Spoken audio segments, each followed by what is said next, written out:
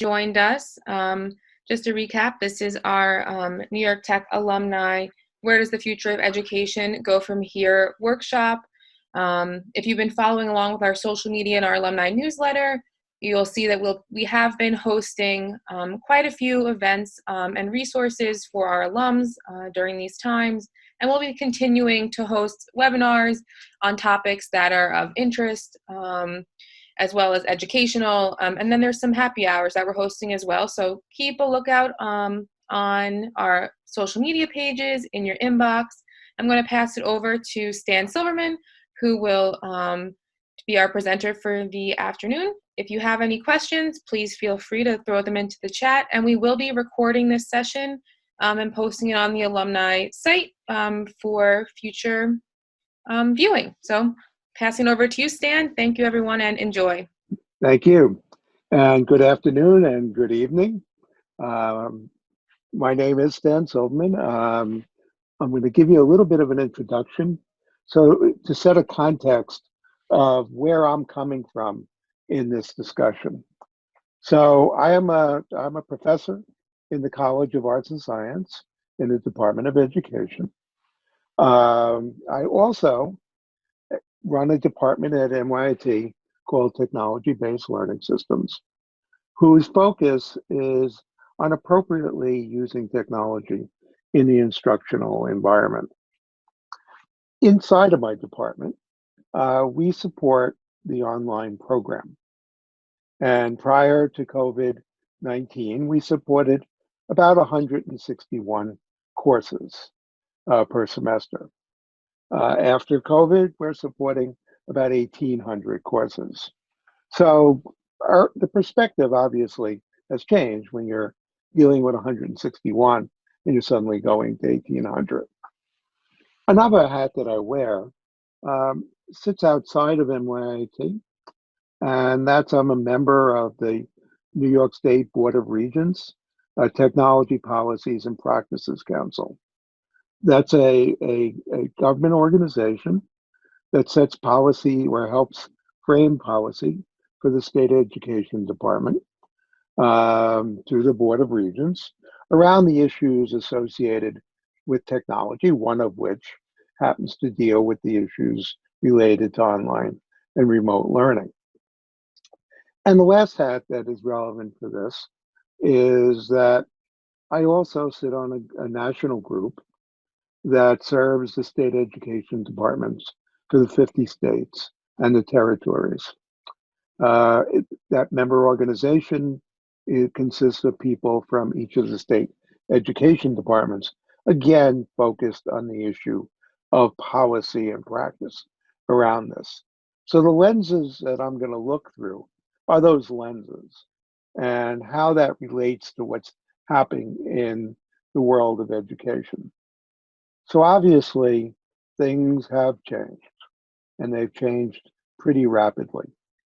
So if you have questions as I go through the presentation, please don't wait till the end. Please type your message in the chat. Chris will notify me that they're there, and then I'll try to respond as they occur. So there are three different buckets that we need to collectively address as we look at what's happened in the area since the COVID pandemic. The first bucket that we need to spend some time looking at is the bucket around physically what's going to happen. And by physically, I mean, what is it going to look like in the summer? What is it going to look like in the fall to a student and to a professor who now gets a schedule of courses that they're going to participate in? So what is that going to look like in terms of their participation? The second bucket that we have to look at is the bucket that has to do with, are we going to need to change our instructional strategies? The pedagogy that we're going to be using, is that going to change? And does it need to change? And how will it modify as we begin to approach that? And the third bucket, and I will argue later, that's probably the most important bucket, is what is it we're teaching? Has that changed because of the pandemic. And again, these are things that are wide open questions. My colleagues are constantly, we're talking to each other, we're comparing notes. I was on call with another university earlier today, and we were sharing our perceptions of where we are now and our perceptions of where we're going. So let's start off with the sort of the 800-pound gorilla in the room. And according to some, I'm the 800-pound gorilla. But one result of COVID-19 is that I am intaking way too much food lately, and it's showing. So that 800-pound gorilla is the question of what is the fall going to look like? So depending on where you are, um, there are going to be different restrictions about how people are going to be able to come into contact with each other. At least in New York, where the MIT campuses, um, other than the medical school in Arkansas and our program in Vancouver, and China, are going to have to wait for the decision made by the governor in terms of what we're allowed to do. So in the governor's list of priorities, education, not necessarily priorities, but the ability to open, we're in the fourth wave. So that means a lot of other things are going to have to happen before we get down to being able to physically open up our campuses. But let's assume that in fact there is a decision made that we are able to open. The question is, what does open mean? Is open mean that every single student and every faculty member is going to be able to return? That's something we aspire to have happen. But the reality is that given most of the curves that we've seen, most of the analysis that's been done on the data, that particular scenario does not look likely. That we're going to open our doors and everything is going to return back to normal. So there are lots of factors in play. Number one, we have to be rigorously careful about the health and safety of our students. And we have to be rigorously attentive to the safety and health of our faculty and staff.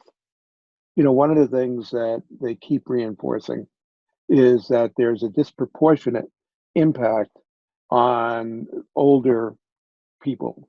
So every morning when I get up and I go to the bathroom, I scream because I think there's an old guy in the bathroom with me and I want to call the police. And then my wife reminds me the old guy is me and that I'm in that category. So the question is that even if the college gave permission or the governor gave permission, what are people actually going to feel like when they're told that they're able to return? So MIT is working very, very hard to come up with all sorts of scenarios that would help address the needs, the health and safety needs, while ensuring a high quality educational program. And that's the key. You can do things, but you want to do things to ensure that everybody gets the maximum experience they can. So we're looking at, obviously, using tools like this to be able to enhance courses. What does an enhanced course mean? Well, it may mean that if you traditionally went in to a course twice a week, maybe you only go in once a week. Maybe you go in every 2 or 3 weeks for a weekend where a smaller group of people in.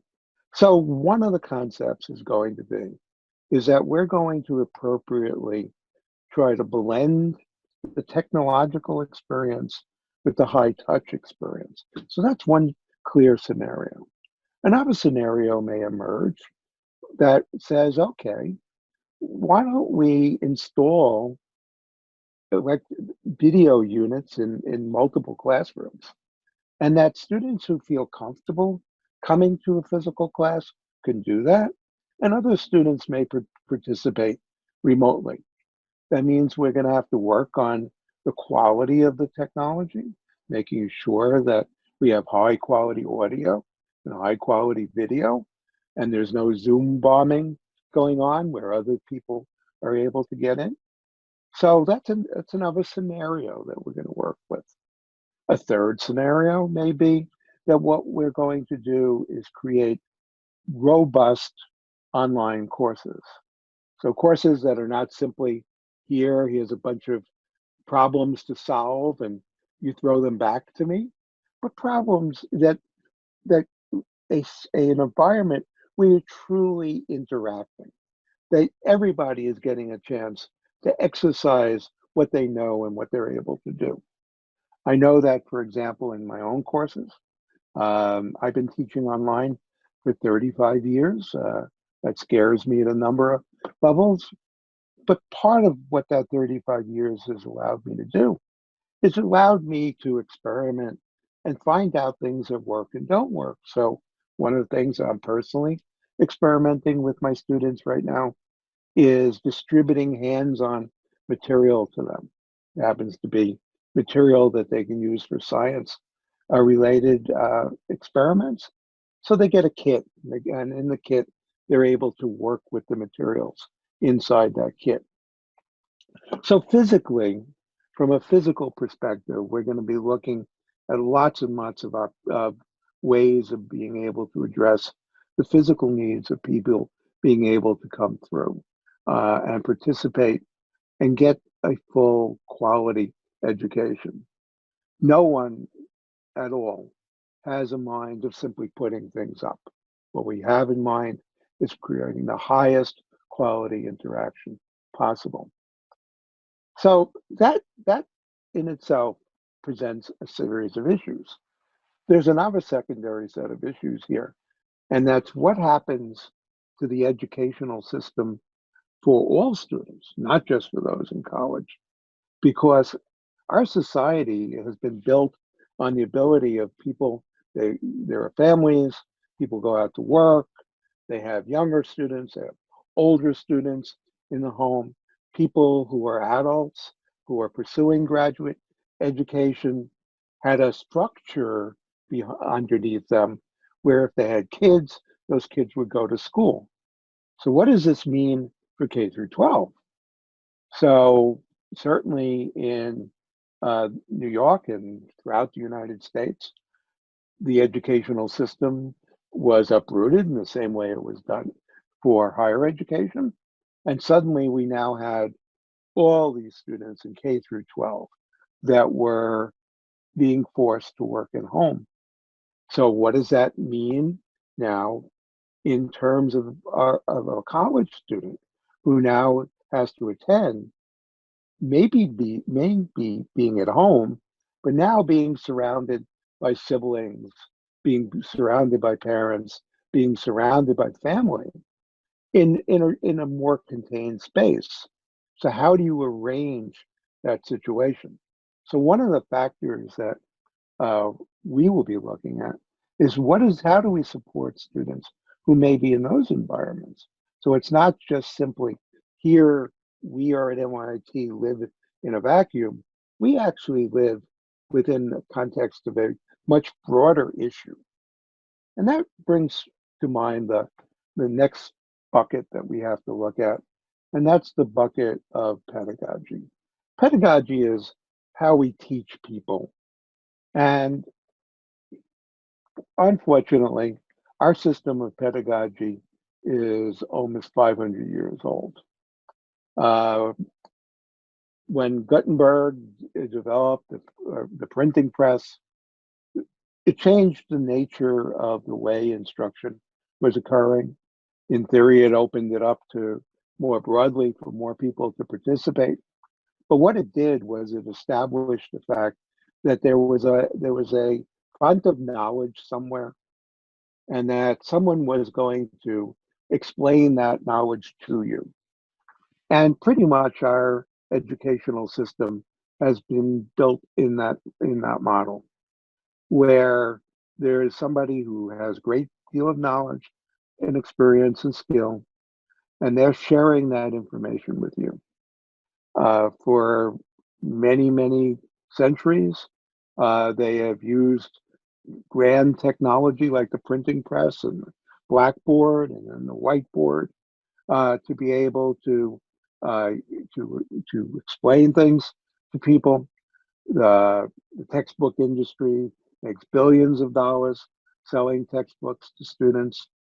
Um, so that model pretty much hasn't changed. But it's like a boulder that is pivoted on a pebble. People have been pushing at it to try to move that boulder because we knew that these technologies that are now available to us could significantly change the manner and the way we teach people. So we know from information that we've gathered from employers, information that we've gathered from accrediting bodies, that there are some fundamental skills that any educational institution has to make sure that it provides people. Because in this changing environment, the skills that people need to have are going to be different. You're going to need to perhaps have those that you do have, you may have to exercise to a deeper level. So, what are those things? Well, there are things like critical thinking, there are things like collaboration, there are things like self determination, um, perseverance, or grit. Those are things that the educational system is going to have to try to be able to embed within what we're doing. And that means the instructional paradigm that we use, those pedagogies that we use as instructors, are going to have to change. We're going to have to be much more cognizant of the fact that students need to be able to solve problems. They need to be able to work in groups. The idea of sitting there with your notebook open and simply taking a test to demonstrate competency is probably not the model that's going to lead to a successful career. So we as educators need to unpack what we're doing and begin to look at how these technologies that are people are going to get very comfortable with, how are they going to match with a high touch environment? So it's not just the technology we're talking about, it's changing the nature of interaction between instructor and student to student. You know, one of the things that I've always been so pleased with in my own courses is the depth of knowledge that my students have. And very at the end of every single course, I think I've learned something by the knowledge that they bring to the table, or the way they look at a problem, or the mistakes they make, which are noble failures because we've all learned from those mistakes. Those are the kinds of things that we are going to uniformly have to be able to weave into our delivery of courses. And much to my delight, um, we went from that 161 courses that I talked to about to 1,800. And everybody was afraid that the faculty were simply going to take what they had been doing and just push it in to the technology. So if they lectured, they simply lectured. Much to our delight, we have found that the faculty are examining their courses, looking for things that work in this environment, and asking questions about assessment. Those that had always been just giving tests are now asking the questions about, are there alternative ways of determining what a person knows rather than simply having them write a paper or give a test. So it's been a delight to watch as these things have emerged, and they're different for different schools. Different schools have different outcomes with them. And the faculty, so in architecture, where there are a great deal of studio work, what does that mean? How do you maximize the experience for students? Assuming even some high touch combined with the high tech. In engineering, what does that look like? In the health professions, what does that look like? And I can assure you those conversations are occurring. Many of our faculty have been at MIT a long time, and they've done things the same way. So now suddenly they're saying to themselves, does this present an opportunity to rethink the way instruction is occurring in my classroom? And as I said, I am delighted to see what's happening around me. The third area that I'd like to address is, as I mentioned, what I think is the most significant, and that's what we teach. So when Hank Foley, the current president of NYIT, came on board a number of years ago, he assembled faculty and staff to have a conversation about what is NYIT going to be? What do we aspire to be as an institution? And what do we aspire our students to be? And in one of the first meetings I had with Hank, he talked about our ability to help students deal with messy problems. And the first reaction around the table that I was at was that we didn't quite understand what he was getting to.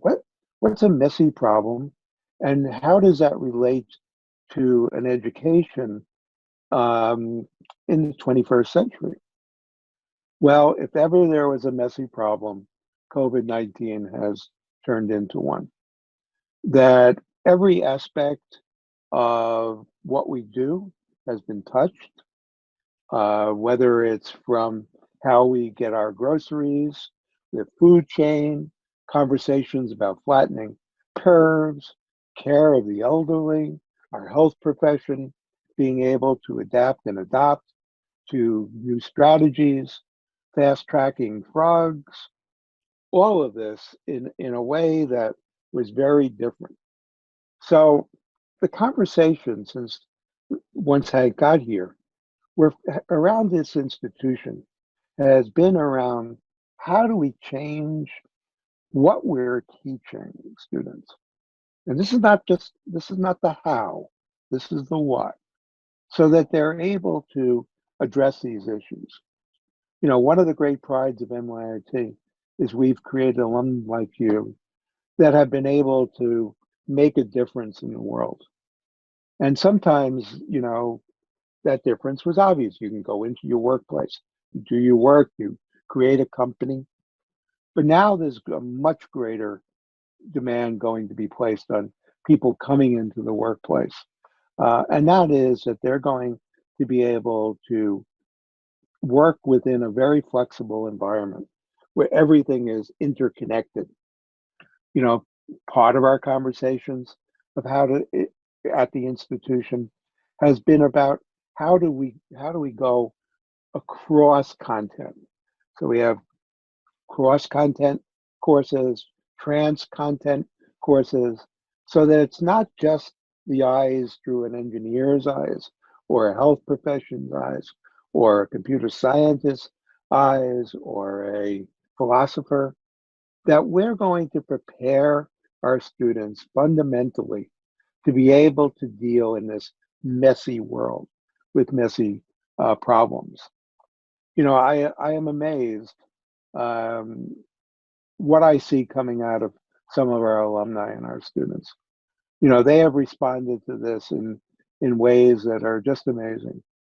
That they've been able to say, okay, I understand that I'm a computer scientist and I can write code, but now let me look at the social implications of that as I write code. So one of the big issues is going to be this tracking environment, that in order for us to get a handle on the tracking environment, that means that we're going to have to be able to do something utilizing technology.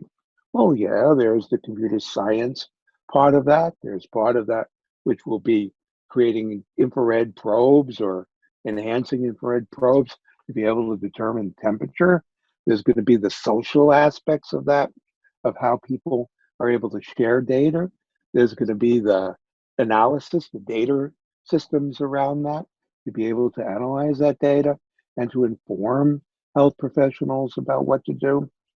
So when Hank started us on the conversation, when he came about messy problems, he instilled in the fabric of our institution that we are going to need to be able to provide our students the opportunity to think through these messy problems. We want them to be innovators, creators, makers, designers, and quite honestly, we want them to be those that add the compassion that we all know that we want to instill in everybody who we come into contact with. So as we look at education, it's not going to be what it was. There is no going back. The genie has been out of the box, out of the bottle. It's no matter what we do, we're not stuffing it back.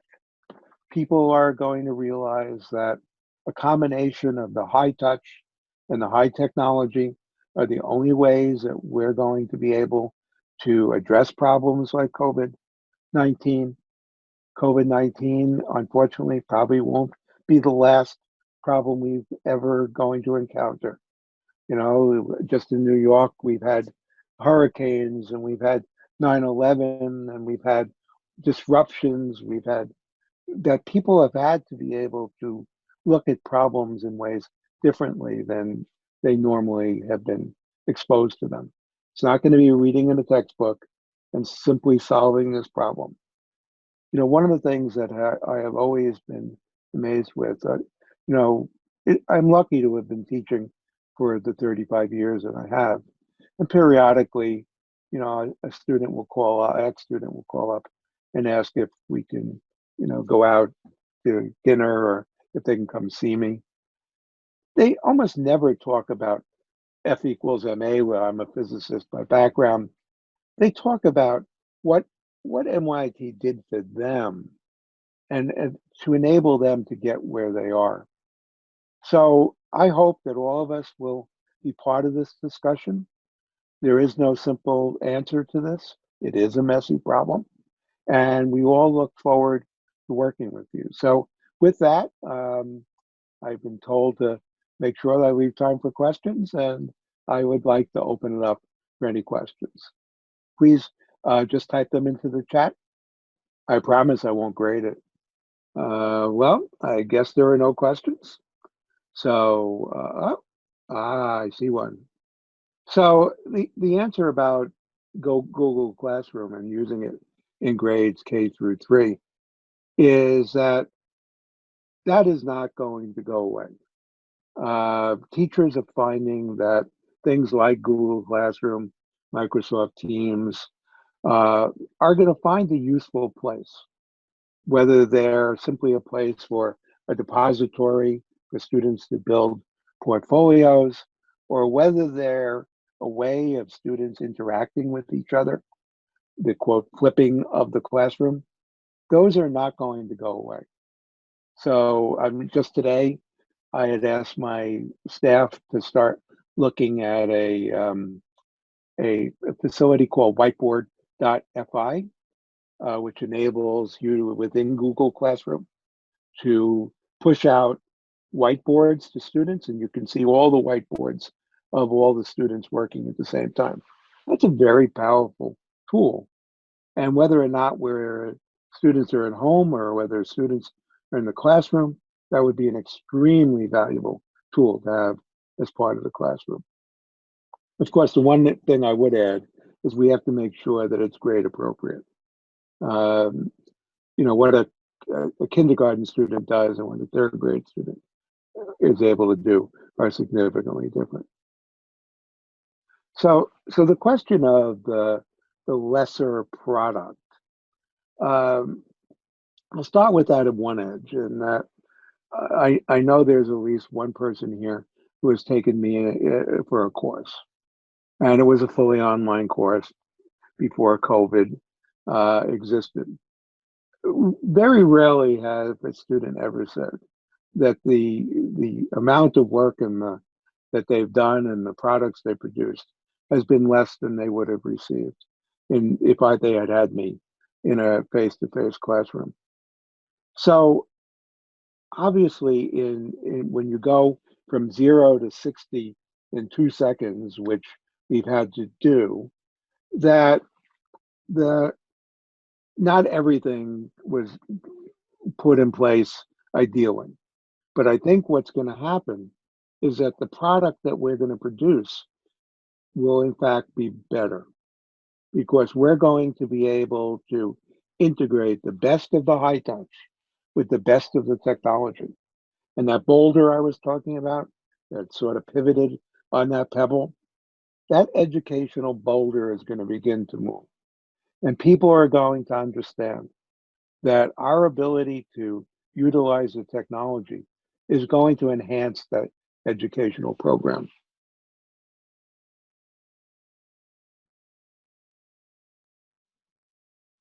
So the question about the parents, this is something that has really bothered me a lot, is that we have suddenly thrust parents into the role of teachers, far above what they normally have experienced.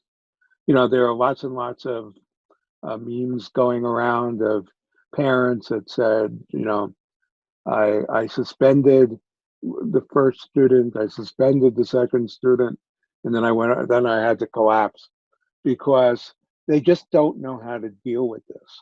So one of the things that education programs are going to have to do is they're going to have to start doing programs for parents because no matter what happens after this, parents have realized that they need a set of skills to help their children be able to work on these subjects. No one's expecting them to be subject matter experts. I mean, I can only imagine what I would have had to deal with. I am terrible at foreign languages. I can't learn one. If my son came home and said, "Can you help me with my German?" No chance. No chance in the content, but that doesn't mean that I can't help them with setting up structures around learning, setting up goals, making sure that they do time management for themselves. Now, also associated with that is that we're going to have to do a lot in terms of stress reduction because parents are getting so uptight around this that we are going to have to figure out how we can bring social emotional support to the parents as well as to the students themselves. I think all of us are going to need a little social emotional help once this thing stabilizes a little bit. I know that for one, I'm going stir crazy. Um, it's a testimony to being married for a long time that my wife and I are still able to do this. So how do teachers know if students are struggling? That's a really good question. Uh, we're, I'm currently working with a company in Finland. Um, Finland has designed a system where using a very short um, quizzes or polls, they're able to, and the student does one every day, and it only takes a minute or so to respond. Then they use an artificial intelligence engine to sort of help identify where they are identifying stresses that are emerging for students. The other thing is that we're going to have a lot better data on students than we've ever had because of the fact that so many will be using things like Google Classroom. They'll be using tools like Teams. The data underneath those tools are going to allow us, as long as we create an easy way for teachers to look at that data, a way of identifying where students are having trouble. Another thing that we're going to have to learn is when using tools like Zoom, how do you identify that students are having issues? There are still cues that are available. You just have to know how to look for them. So in terms of filling the gap, so once you've identified there is a gap, one of the other great things is that people have finally realized that there's an enormous amount of online resources that can be matched to a specific student's learning style. So if that student happens to be a visual learner, you can match those resources to them. If they're an auditory learner, you can match those resources to them. There's before COVID, there had been a worldwide movement to open educational resources. Those educational resources were going to be matched to artificial intelligence systems. Those artificial intelligence systems would be fed by the tests that students were taking, the anecdotal information that teachers were adding, and then those students would be matched. Amazon had one of those systems it was working with. The Gates Foundation had been working on a system like that. So the reality is that this is going to provide another tool for teachers to allow them to not only assess that there is a gap, but also to drive those resources to students, matching to the learning style of the student. And just one before we leave each other, one thing that I would leave is that it is so critical that we not just think about technology as a solution. That in the conversations that I've been having with people, everybody is deeply concerned and focused on making sure that the human piece is fully developed. That the high touch part of this is critical to any educational system. And certainly one of the things that NYIT is strongly going to be focusing on. So are there any other questions? So absent of any other questions, I do want to give you my email address, and feel free to contact me if there's something that comes up, a question that you have, or you want to know, what progress we've been making. We're all in this together. This is not an easy thing. So my email address is Stan, STAN, at nyit.edu. That email address probably tells you how long I've been at NYIT, because we don't give out email addresses like that anymore. So Chris has put it in the chat for me. So please don't hesitate. We're all here. We're all in this together. Education is never going to be the same after this. And all of us need to be part of the solution. So with that, I'm going to say good afternoon